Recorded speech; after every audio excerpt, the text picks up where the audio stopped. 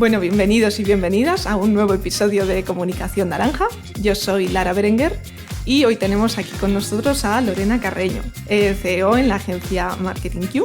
Lorena, bienvenida al podcast y muchísimas gracias por estar aquí. No, al contrario, muchas gracias a ti por la oportunidad de estar en Comunicación Naranja. Buenos días desde México y buenas tardes a todos por allá en España. Genial.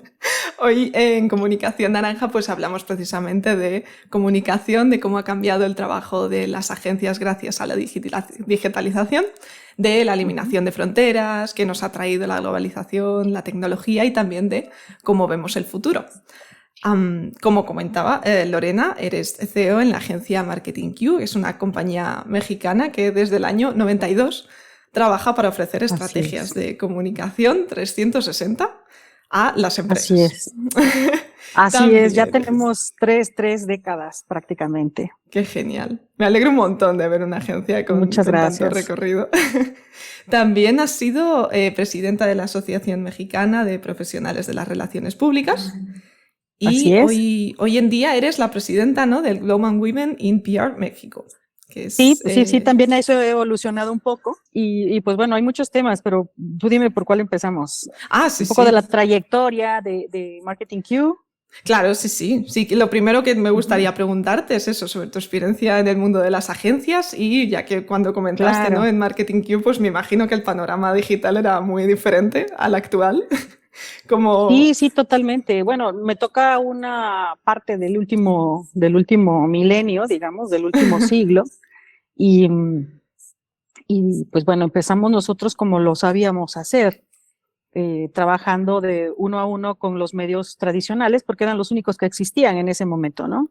Claro. Cuando yo estudié comunicación y periodismo, y mi inclinación, cuando ya llegas al último año de la especialidad de tu carrera, te dicen que escojas por dónde vas a ir, ¿no? Si quieres cine, si quieres radio, si quieres televisión o la prensa escrita en ese entonces. Claro. Y yo me incliné mucho más por la prensa escrita porque para mí era pues ir a investigar, que siempre me ha gustado ese tema y las cosas que no las pregunto, no las sé, las pregunto. Y bueno, pues entonces empecé con eso. Y fue ese espíritu inquieto el que me llevó a poner una agencia en 1992, en donde pues todo era buscar una entrevista, segmentar los medios y hablar con el de la revista. Y ya que le dabas la entrevista, pues al mes aparecía tu artículo por ahí, ¿no?, impreso. Y si había un error, pues tenías que corregir y hablar otra vez con el periodista y te volvía a poner la fe de ratas, te la ponía al siguiente mes y cosas así. Entonces los tiempos eran muy largos.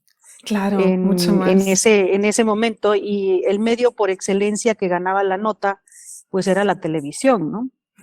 Porque si nosotros teníamos algún desayuno con la prensa, con los medios por la mañana, en la noche podríamos ver la nota. Claro. Pero el periódico no, hasta el día siguiente. Entonces siempre era la inmediatez de la televisión o la radio, que en algunos momentos ganaba ese recorrido, y siempre los medios impresos pues eran más lentos. Si era un diario, pues al día siguiente. Y si era una revista, que generalmente buscábamos nosotros esas revistas porque eran reportajes y eran notas más largas, más profundizaban un poco más, pero nos teníamos que esperar un mes o a veces dos. Claro. O a veces dos porque no llegabas al cierre de la edición, o cuando llegabas justo tu conferencia había sido 2 días después del cierre, entonces ya te guardaban para el siguiente, ¿no? Imagino. Te guardaban para el siguiente, y era muy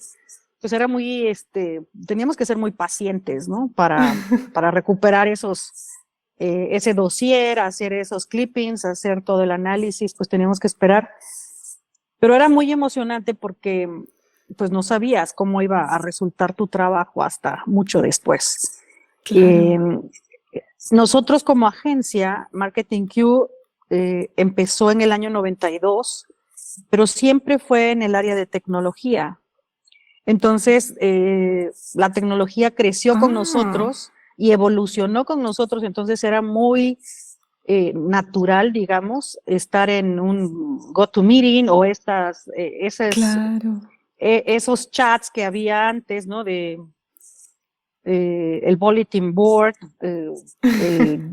todo es BBS, que decían bulletin board systems, cosas así, ¿no?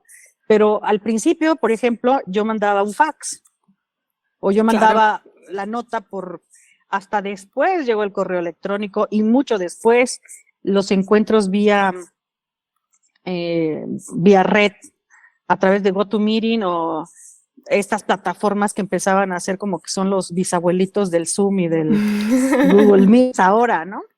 Entonces, o sea, que ya desde el inicio estabais en la vanguardia, ¿no? Intentabais sí, pues, al menos que la agencia estuviese ahí.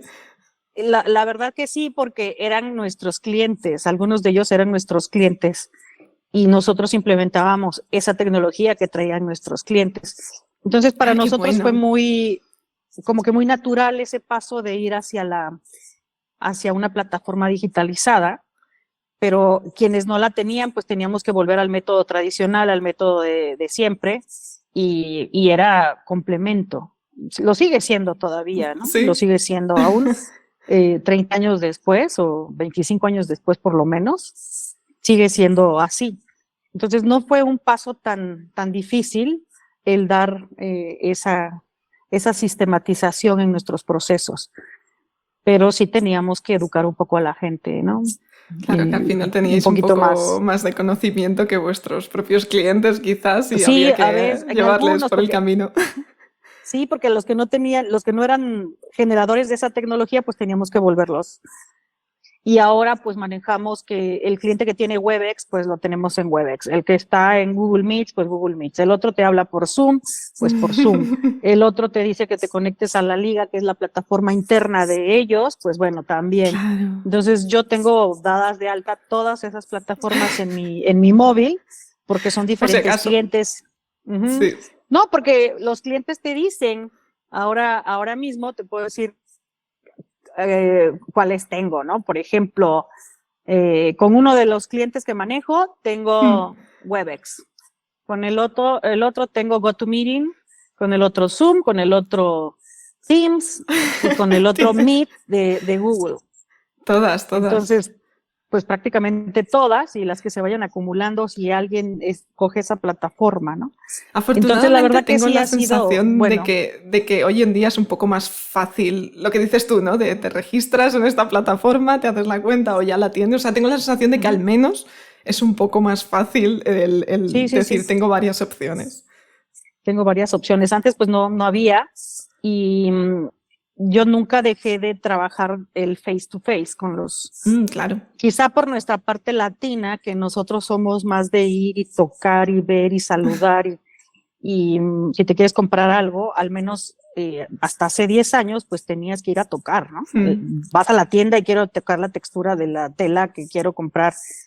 Ahora ya no, ahora con Amazon y con estas plataformas de comercio en línea, todos los marketplaces, pues la compras y ya. Pero por lo menos hace 20 años era mucho de ir y no confiábamos tanto en la tecnología. El comercio electrónico ni se diga, no podías dar los datos de tu tarjeta de crédito en una plataforma porque pensabas que te iban a bajar toda la información de tu cuenta bancaria y tu saldo, ¿no? Y ahora, pues sin chistar, lo das porque también hay métodos de seguridad informática. Sí. Y ya evolucionó también la tecnología. Pero sí ha sido un camino muy divertido, esa transición de un siglo a otro, de un milenio a otro, y generacionalmente, pues nos tocó trabajar con gente de la generación Baby Boomer y también con gente de la generación Z o los millennials, los ¿no? nuevos, Entonces yo estoy en el medio. ¿Es mucha diferencia?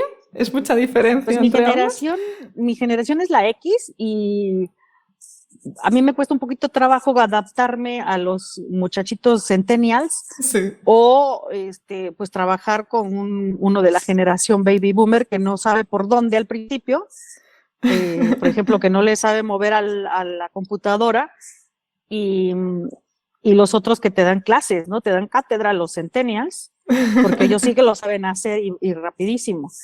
Entonces, a mí me toca todavía una transición ahí interesante y más o menos, no te diré que soy la mejor en programación, pero sí me puedo conectar por lo menos, ¿no? Hombre, has tenido, como bien dices tú, has tenido bastante tiempo para ir adaptándote a todo lo que ha ido saliendo, entonces eso no se pierde. Sí, sí. Eso no se pierde y al contrario, lo sumas a todas tus habilidades Exacto. y ha sido muy importante, sobre todo cuando trabajamos con clientes que quieren hacer una estrategia digital, ¿no? Que también esa es otra cosa, porque al principio yo tenía clientes que le decía, oye, es que nos publicó el portal del medio fulano. Y me contestaban, es que yo quiero ver mi nota impresa, yo la quiero en el periódico. Vale. Yo quiero el testigo en papel. Y yo decía, bueno, pues sí, el papel es importante, pero el tiraje de ese medio aquí en México, por ejemplo, tenía 200,000 ejemplares. Y le dije, y el web o el portal va a tener 300,000, por decir una cifra, ¿no? Tienes 50% más. Me decía, sí, pero yo por el momento, porque esa era la parte de mis clientes de generación baby boomer, que lo querían en papel. Y entonces ahora lo que me dicen, la métrica, ¿no? Ahora me piden, 20 años después, me dicen, oye, ¿cuál es mi métrica? Es que salimos en la revista más importante de negocios. Sí, pero solo tiene 100,000 ejemplares. Yo quiero el rating del web que tiene no sé cuántos clics y reviews y retweets ya y van demás. a por todas. Ajá, entonces van por eso. Y dije, bueno, pues ahora, ¿quién los entiende? ¿No? Pero era parte de la evolución definitivamente. Cómo aumentar el SEO, cómo hacer tu brand building, cómo construir equipos de trabajo, cómo manejar esas retweets, cómo mides las métricas, que es una de las cosas más importantes en la generación de contenido en relaciones Totalmente, públicas, ¿no? Sí.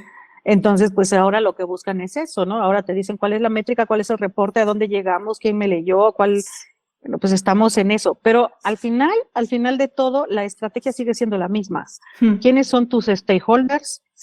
¿A qué grupos de interés estás dirigido? ¿Cuál es tu narrativa? Y cómo quieres accesar a ellos, ¿no?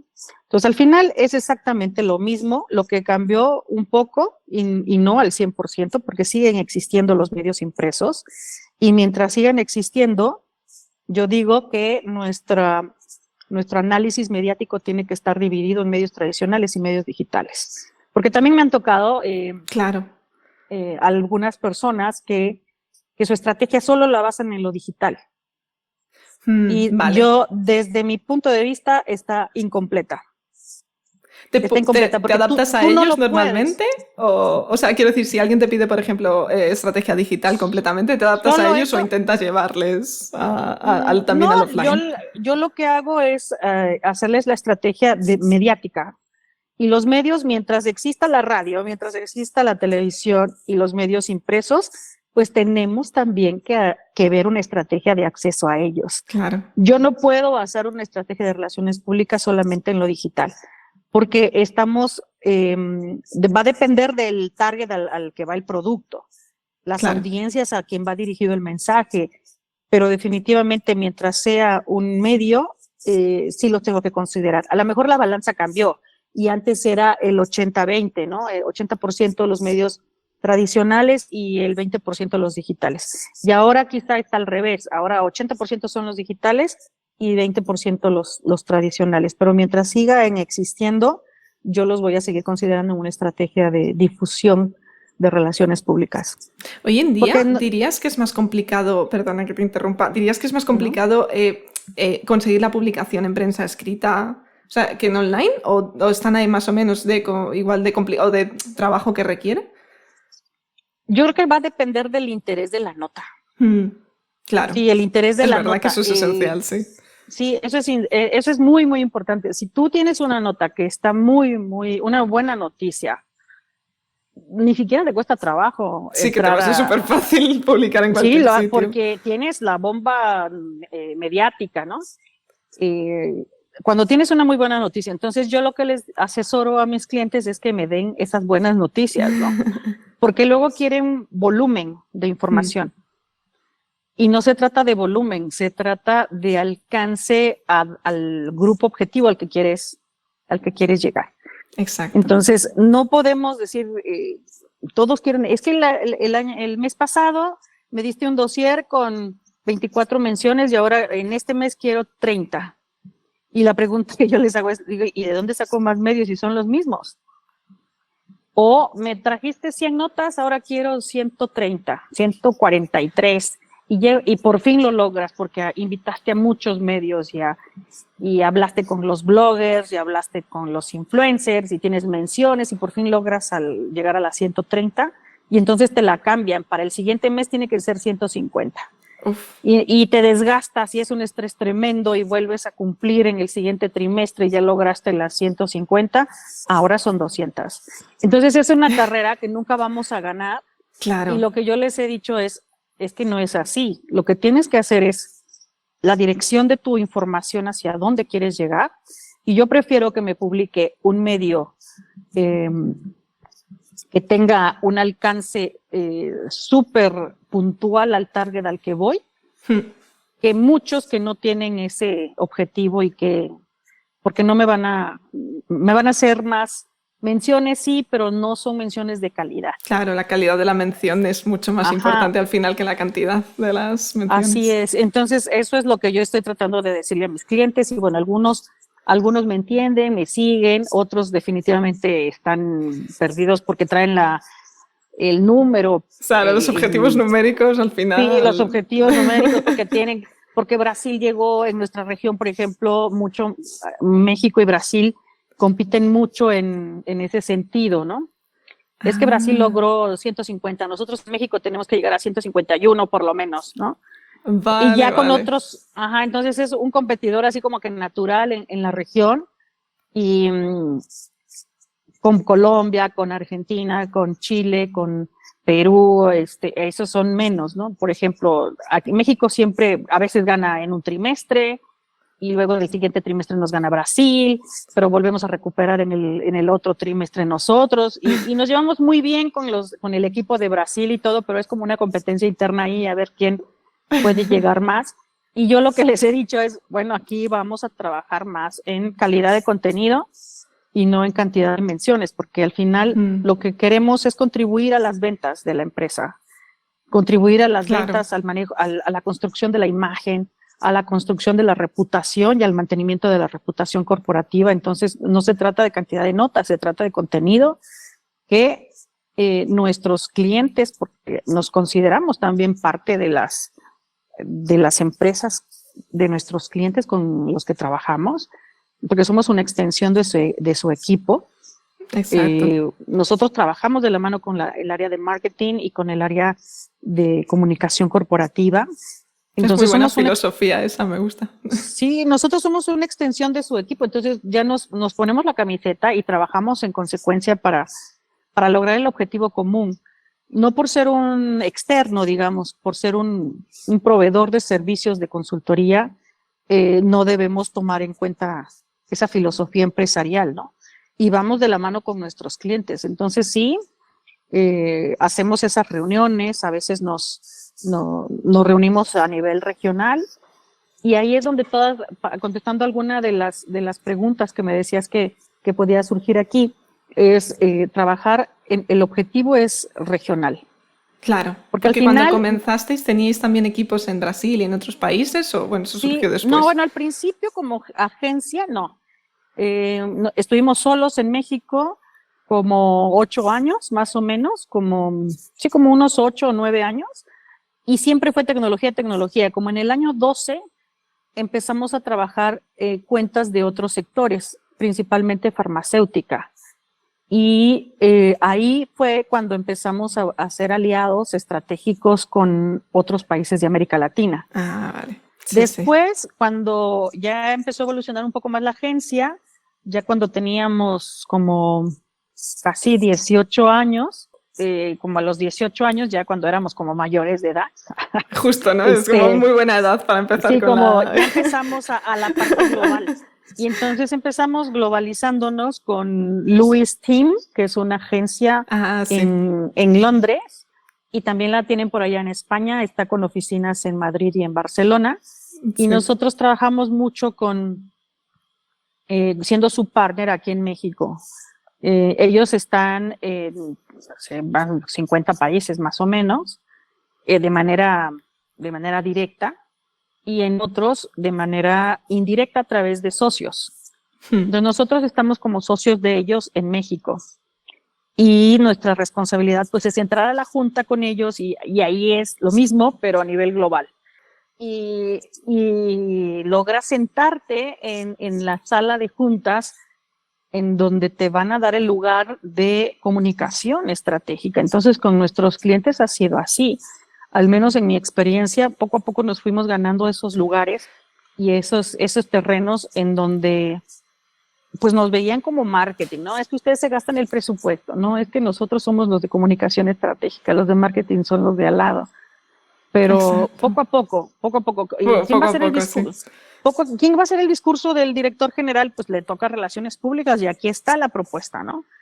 Entonces el entrenamiento de voceros, trabajar, cuando está en crisis la empresa, entonces sí que se acuerdan de nosotros, ¿no? Entonces dices tú, bueno, pero es justamente trabajar para que no haya esos momentos de crisis. Totalmente. Y es un trabajo constante, antes. Además, y que se tiene que tomar en serio. Sí, es un trabajo constante, es algo muy, muy serio. Y de ahí, pues algo hicimos bien en Marketing Q, que en el año, me parece que fue en el 99, cuando yo subí como presidenta de la Asociación Mexicana de Relaciones Públicas y estuve 2 periodos. Entonces yo me quedé 2 periodos porque hicimos los congresos de relaciones públicas, porque ahí a nivel gremio, así como con todos mis competidores y amigos también, pues hacíamos esa profesionalización de las relaciones públicas, ¿no? Y la dignificación de la profesión. Entonces trabajábamos justamente para eso, para que nos vieran como un área importante y necesaria para la organización. Y me quedé de 4 años, te digo ahí, un periodo ordinario y otro de reelección. Y dejé eso después de terminar mi periodo, pero seguía yo con esa misma inquietud de género y de inclusión. Y después, en el 2018, conocí a la gente de Londres también, Susan Harvick y Angela Oakes, y con ellas dos empezamos a hacer el Global Woman in PR. Es exactamente el mismo concepto. Es la misma idea, pero con una perspectiva de género, ¿no? Con la perspectiva de género, porque resulta que los mismos problemas que teníamos aquí en México de género, también los tenía Alemania y también los tiene India. Mira, y también si para algo servía la globalización es para darnos cuenta de esto también. Exacto, y también los tenía Inglaterra y también la Francia, Italia, y bueno, ahora estoy en un grupo en donde están ellas. Ahí somos como 40 países los que estamos trabajando justamente en esos temas de género. ¿Y por qué ha sido tan difícil para la gente de relaciones públicas meterse a áreas que según esto no nos corresponden, ¿no? Claro. Porque paradójicamente es un área muy femenina, es un área de relaciones públicas que parece que es de mujeres, pero la mayoría son hombres. Entonces tú dices, bueno, en cuestión de género, ¿cómo podemos romper ese techo de cristal y ese piso de cristal y esa pared de cristal? Porque parece que estamos... Porque tú tienes que decidir cuando estás en tu edad madura como mujer y en la plenitud de tu carrera profesional, si se sigues o eres mamá. Totalmente. Y si eres mamá, pues eso implica que vas a tener que cuidar a los bebés que tengas. Sí, que por lo tanto se pausa tu carrera profesional. Entonces, entonces ya entras en un momento de que se detiene tu trayectoria profesional y ese ascenso que podías tener resulta que se lo dan a tu compañero de cubículo de al lado y tú te quedas rezagada y luego con los niños pues ya no tienes que regresar como que al medio tiempo y se ve frustrada tu proyección. Entonces lo que nosotros buscamos en relaciones públicas, en Global Women in PR, justamente es que eso no exista. Independientemente de que si decides o no la maternidad, eso no tendría que pasar en tu carrera profesional. Totalmente. Y tú vas a estar ahí en Entonces necesitamos políticas flexibles para mujeres en estos momentos de su vida, de la parte de las empresas, y también necesitamos temas sobre todo enfrentar temas tabú como el acoso, ¿no? Totalmente. Como el acoso, porque eso tampoco se habla y no necesitamos esos movimientos de Me Too, o sí los necesitamos para hacerlos evidentes y decirlo, ¿no? Entonces Sí. es un poco eso, y hemos hecho, ahora mismo estamos terminando la quinta encuesta, la quinta encuesta que se hace sobre el Annual Index, que mide justamente eso, cómo estamos en relaciones públicas con temas de seguimiento profesional, de acoso, de promoción. ¿Por qué no ganamos esos lugares en la sala de juntas de las organizaciones? ¿Cómo podemos tener esa inclusión en la toma de decisiones? Porque de verdad que no es para nada un segundo lugar hablar de comunicación corporativa, es lo más importante que tienen las empresas, su reputación. Exacto. Entonces, si hablamos de reputación, tenemos que hablar de cómo nos comunicamos entre los corporativos con nuestras audiencias objetivo. Y justamente eso es lo que estamos tratando de incluir, ¿no? Que nos tomen en cuenta. Entonces, por ahí van a salir en noviembre. Ahorita apenas terminamos de hacer la encuesta nosotros en México. El día 31 fue el último día para contestarla. Es una encuesta a nivel de todos los países global, que participan. Ah, joder, qué genial. Sí, a nivel global, y ya llevamos 5 años haciéndola. Entonces ya hay una métrica interesante. Y, por ejemplo, participa pues Hungría, y participa, no sé, Italia, todos los capítulos que tienen de Global Women in PR, participamos en esa encuesta. Yo lo hice con México y se la mandé a 2 o 3 por ahí de América Latina, a las agencias que conozco, con las que he trabajado, para ver cómo estamos en la parte regional, ¿no? Que también, a lo mejor ustedes en Europa están con otros temas. Aquí nosotros estamos, en temas de mujeres que ya llevan un avance importante, pero nosotros aquí en México estamos con el feminicidio, por ejemplo, ¿no? Claro que es. Entonces, aquí tengo la sensación de que hemos llegado al momento en el que es más público. Lo que comentabas tú de esto se tiene que hablar. Creo que afortunadamente es un tema del que se habla más, pero luego falta pasar a la práctica.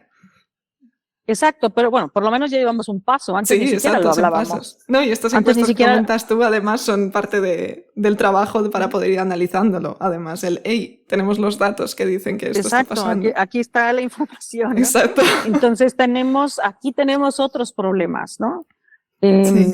Además de esos. Porque aquí en México, primero, si eres mujer, ya llevas desventaja. Pero si eres mujer e indígena, está peor. Y luego, si quieres apropiarte de esos espacios que te corresponden por derecho propio, porque estudiaste la misma carrera que el varón que está a un lado de ti, y le dan promoción al varón.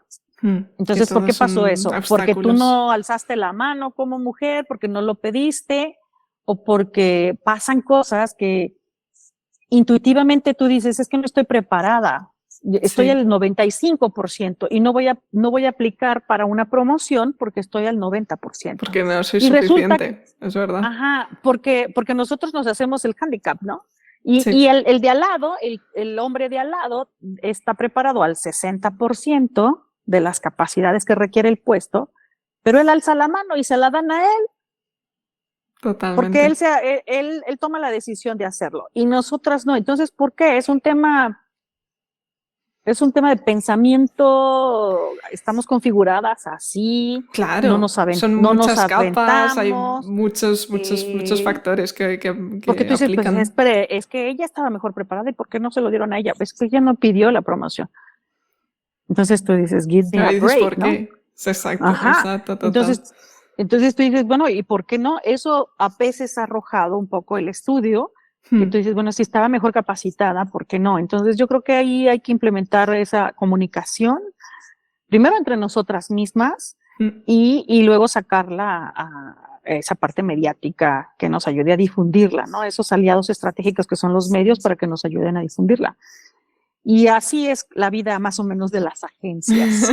Esto es lo que yo hago de manera cotidiana, trabajar con mis clientes, buscar esas notas que son llamativas para los medios, esa información que tiene carnita, pues, que tiene un valor mediático.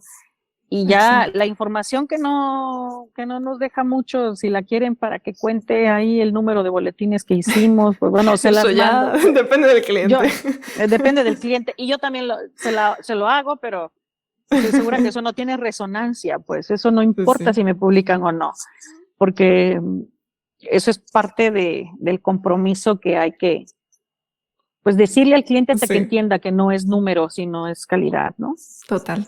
No, y como has dicho tú, el trabajo, en general, el trabajo que haces es muy importante. Es como has dicho antes, que creo que has dicho, en plan que al fin y al cabo es lo que tiene una empresa, ¿no? Y es su imagen, al fin y al cabo es de lo más importante que tiene.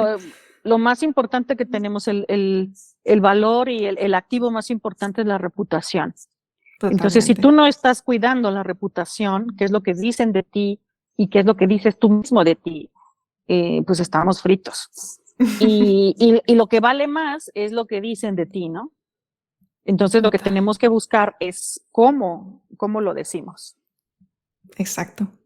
Lorena, para cerrar un poco, digamos, todo este ciclo, ¿no? Del que hemos hablado, solo porque hacemos esta pregunta también a otros invitados, ¿cómo está afectando el tema de la inteligencia artificial ahora mismo a todo el tema del PR en general? ¿Notas un cambio o esperabas algo? Como es algo nuevo, relativamente nuevo. Sí, bueno, lo del chat GPT y todas esas cosas, ¿no? Mira, yo me saqué mi cuenta por ahí del chat y entonces le preguntas cosas y te da información, ¿no? Me da miedo un poco. Me da miedo un poco de que estemos delegando esas funciones. Yo creo que sí tendríamos que regularizar, siempre la tecnología va más avanzada que la ley, entonces hay muchas cosas que se tienen que regular. Pero al final la inteligencia artificial es justamente la suma de inteligencias humanas. Entonces ahí tendríamos muy buena descripción. Y tendríamos que seguir buscando ese tipo de inteligencia humana, ese componente humano. Y las empresas son cada día más humanistas.